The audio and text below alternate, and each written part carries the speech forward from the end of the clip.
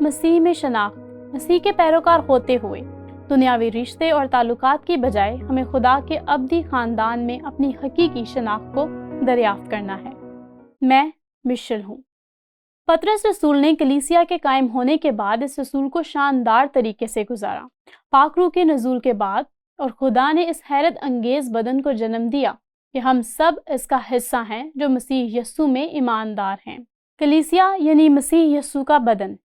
اب پطرس رسول تھا، یعنی وہ اس خط کا مصنف ہے جسے ہم شروع سے ہی دیکھتے ہیں اور جہاں پڑھتے ہیں پطرس کی طرف سے جو یسوع مسیح کا رسول ہے۔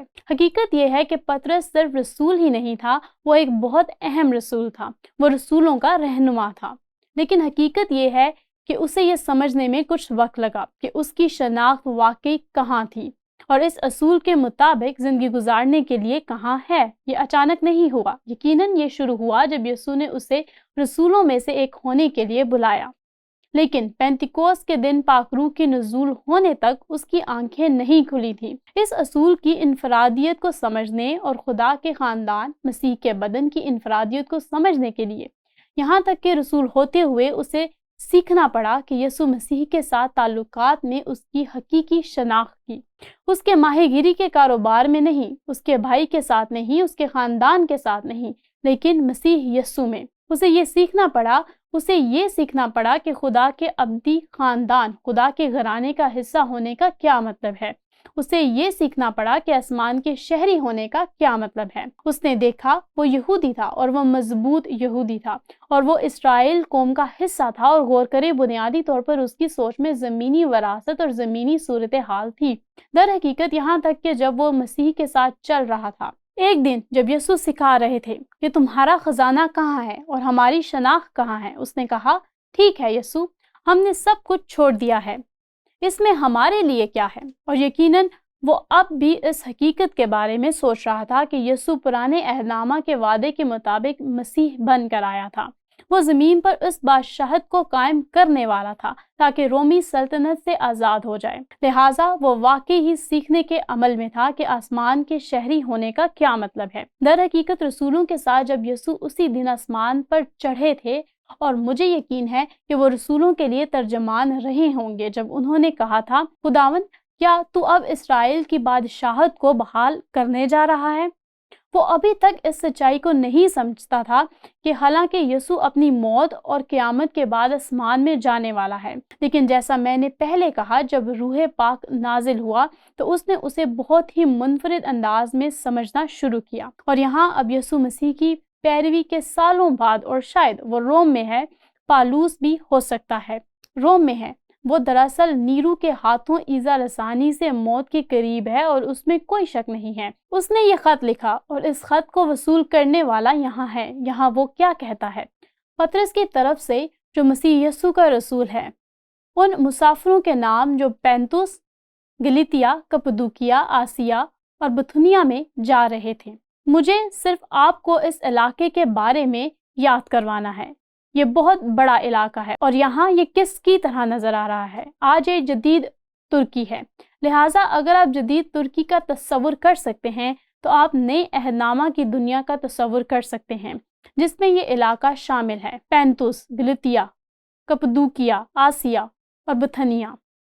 اب اس پورے علاقہ میں کلیسیائیں بکھری ہوئی تھیں، اور شاید وہ یہودیوں اور غیر قوموں دونوں کو لکھ رہا ہے جو کہ اس کمیونٹی کا حصہ تھے، اور اس طرح وہ ان سے مخاطب ہے۔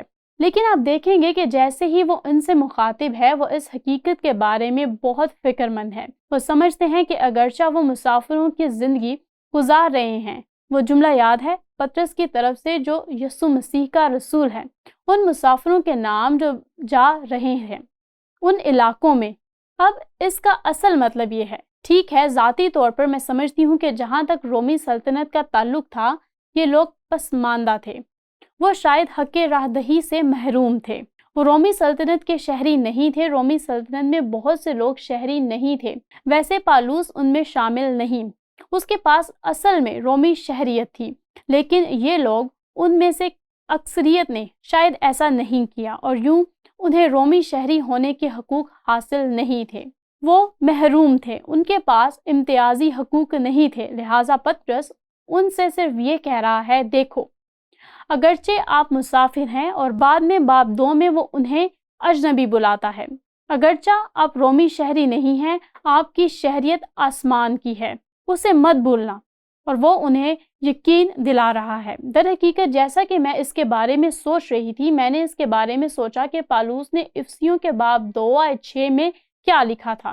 جب وہ مسیح میں ہمارے حیثیت کی بات کرتا ہے، اور وہ یہ الفاظ افسیوں کو لکھتا ہے، اور مسیح یسوع میں شامل کر کے اس کے ساتھ جلایا اور آسمانی مقاموں میں اس کے ساتھ بٹھایا۔ ایسا کب ہوا؟ جب ہم نے یسوع کو جانا۔ جہاں تک خدا کا تعلق ہے، ہم پہلے ہی مسیح کے ہیں، کیونکہ خدا وقت کے لحاظ سے ہم جیسا نہیں سوچتا، اور اس طرح پطرس ان مسیحیوں کو سے جو ایذا رسانی کا شکار ہو رہے تھے وہی بات کر رہا ہے۔ وہ کہہ رہا ہے، دیکھو اگرچہ تم یہاں محروم ہو، یاد رکھو تمہاری شہریت آسمان میں ہے، یہی اصل شہریت ہے۔ اور پھر پطرس مزید وضاحت کرتا ہے اور کہتا ہے، یہاں ایک ایسی چیز ہے جو اس سے بھی زیادہ اہم ہے، جب وہ ان لوگوں کو لکھتا ہے۔ وہ کہہ رہا ہے، آپ ایک ابدی کمیونٹی کا حصہ ہیں، ایک ابدی کمیونٹی جو دراصل تثلیث کو شامل کرتی ہے، اور یہ ہے جو ہم پڑھتے ہیں۔ پہلا پطرس پہلا باب اس کی 2 آیت، ان کے نام خدا باپ کے علم سابق کے موافق برگزیدہ ہوئے ہیں، اور خدا یقیناً جیسا ہم نے کہا بغیر ابتدا اور بغیر انتہا ہے، وہ آغاز سے انجام کو جانتا ہے، اور اس کے ساتھ نہ کوئی ابتدا ہے اور نہ انتہا۔ خدا باپ کے علم سابق کے موافق روح کے پاک کرنے سے فرما بردار ہونے اور یسوع مسیح کا خون چھڑکے جانے کے لیے برگزیدہ ہوئے ہیں۔ کیا یہ دلچسپ نہیں ہے کہ وہ کہتا ہے آپ کا رشتہ، آپ کا ابدی کمیونٹی سے تعلق رکھتا ہے، باپ، بیٹا اور پاک روح، 3 اشخاص ایک خدا۔ اور دوبارہ جب میں پطرس کی وہ آیت پڑھ رہی تھی، میں نے افسیوں کے ابتدائی باب کے بارے میں سوچا، کیونکہ بنیادی طور پر پالوس بھی یہی بات کہتا ہے۔ تربیت تھوڑی مختلف ہے، لیکن بنیادی طور پر یہاں وہی ہے جو پالوس نے افسیوں کو لکھا، باپ، بیٹے اور پاک روح کا حوالہ دیتے ہوئے۔ وہ کہتا ہے، چنانچہ اس نے ہم کو بنائے عالم سے پیشتر اس میں چن لیا۔ اس نے آگے کہا، ہم کو اس میں اس کے خون کے وسیلہ سے مخلصی یعنی قصوروں کی معافی حاصل ہے۔ پطرس کی طرح لگتا ہے، ٹھیک ہے۔ اور تیسرا وہ کہتا ہے، پاک معاہدہ روح کی مہر لگی، لہٰذا یہاں ہمارے پاس مسیح یسوع میں ہماری حیثیت کی خوبصورت وضاحت ہے۔ اور پطرس چاہتا تھا کہ لوگ جان لیں کہ ان کی اصل شہریت آسمان کی ہے، حالانکہ وہ رومی سلطنت میں اجنبی ہیں۔ اور پھر وہ خاص سلام کہتا ہے، فضل اور اطمینان تمہیں زیادہ حاصل ہوتا رہے۔ اور یہ اہم ہے کیونکہ یہ ظاہر کرتا ہے کہ بلا شبہ وہ یہودیوں اور غیر قوموں دونوں کو لکھ رہا ہے جب وہ خدا کے فضل کے بارے میں بات کرتا ہے۔ چاری یونانی لفظ وہ چیز ہے جس کا تعلق یونانی اور رومی دنیا سے ہے، لیکن جب وہ امن کہتا ہے عبرانی لفظ شالوم، تو وہ ایک ایسے لفظ کی طرف اشارہ کر رہا ہے جو یہودی قوم میں استعمال ہوتا ہے۔ لہٰذا وہ ان دونوں الفاظ کا استعمال اس بات کو یقینی بنانے کے لیے کرتا ہے کہ وہ سمجھتے ہیں کہ اگرچہ وہ غیر قوموں کے طور پر یا یہودیت سے تبدیل ہوئے ہیں، وہ مسیح میں ایک ہیں۔ اور اس طرح وہ کہتا ہے، فضل اور اطمینان تمہیں زیادہ حاصل ہوتا رہے آپ سب کے لیے۔ ٹھیک ہے، جیسا کہ ہم اس کے بارے میں سوچتے ہیں، ہم اطلاق کے لیے دوبارہ اس اہم سوال کی طرف آتے ہیں۔ ابھی اس کی طرف جانے سے پہلے ہم خلاصہ دیکھتے ہیں۔ آپ دیکھتے ہیں پطرس چاہتا ہے کہ یہودی اور غیر قوم دونوں ایماندار یہ سمجھے کہ جہاں تک رومی دنیا کا تعلق ہے، اگرچہ وہ اجنبی اور مسافر تھے، مسیح میں ان کی ایک ایسی شناخت تھی جو رومی شہریت رکھنے والوں سے کہیں زیادہ تھی۔ ان کے رومی پڑوسی جن کے پاس صرف زمینی شہریت تھی، اس لیے وہ انہیں یقین دلانا چاہتا تھا کہ اس کی طرح اس نے اس کو بہت واضح طور پر بیان کیا کہ یہ کیسے ہوا، خدا باپ، خدا بیٹے اور خدا روح کے طور پر۔ اب یہاں سوال ہے، ہم کن طریقوں سے اس زمین پر اچھے شہری بن سکتے ہیں اور اپنی ابدی شہریت پر توجہ مرکوز رکھ سکتے ہیں؟ اب پطرس بعد میں اس سوال کا جواب دینے جا رہا ہے اور ہم اسے مزید گہرائی میں دیکھتے ہیں، لیکن مجھے اس مقام پر صرف اتنا کہنا ہے کہ میں سمجھتی ہوں کہ یہ واضح ہے کہ رومی سلطنت میں رہنے والے مسیحیوں کے لیے واقعی خوف سے آزادی اور بدسلوکی سے آزادی حاصل کرنا کہیں زیادہ مشکل تھا۔ وہاں جو کچھ ہو رہا تھا اس سب سے آزادی نئے عہد نامہ کی دنیا میں مسیحیوں کے لیے یہ بہت زیادہ مشکل تھا۔ رومی سلطنت ایک بت پرست قوم تھی، ان کو خوف خدا نہیں تھا۔ رومی شہنشاہوں سے لے کر بادشاہوں تک، گورنروں تک اس پر بت پرستانہ سوچ کا کنٹرول تھا، اور اس طرح وہ اس سلطنت کے بیچ میں رہ رہے تھے، اور یہاں تک کہ جب وہ یہودی قوموں میں تھے جیسا یروشلیم، یہودیہ اور ان علاقوں میں، وہاں بھی ان کو ان یہودی ساتھیوں کی وجہ سے ایذا رسانی کا سامنا کرنا پڑا جنہوں نے واقعی یسوع مسیح کی خوشخبری کو قبول نہیں کیا تھا۔ اس لیے ان کے لیے مشکل وقت تھا۔ شکر ہے اب میں صرف یہ کہوں گی، خاص کر دنیا بھر میں آپ سب سے، ہم میں سے وہ لوگ جو متحدہ امریکہ کی ریاستوں میں رہتے ہیں اس حقیقت میں خوش قسمت ہیں کہ ہم اپنے ملک کے قیام کے حوالے سے ایک منفرد تجربے کا حصہ ہیں، کیونکہ یہ بالکل واضح ہے کہ ہم عبرانی مسیحی اخلاقیات پر بنائے گئے تھے، جو واقعی اس بنیاد کا حصہ تھا۔ یہ ہماری تاریخی ترقی کا حصہ تھا، یہ ہماری تمام شریعت کی بنیاد کا حصہ ہے، اور ہمارے آئین میں لکھا ہے، ہمارے حقوق میں ہے، اور مذہبی آزادی، اور اس میں ہمیں ثقافت کے اندر زبردست موقع فراہم کیا ہے۔ لیکن ہماری ثقافت کے ساتھ کیا ہو رہا ہے، اس کے بارے میں سوچیں، ان لوگوں کے بارے میں بھی سوچیں جو اب بھی ایمان نہیں رکھتے۔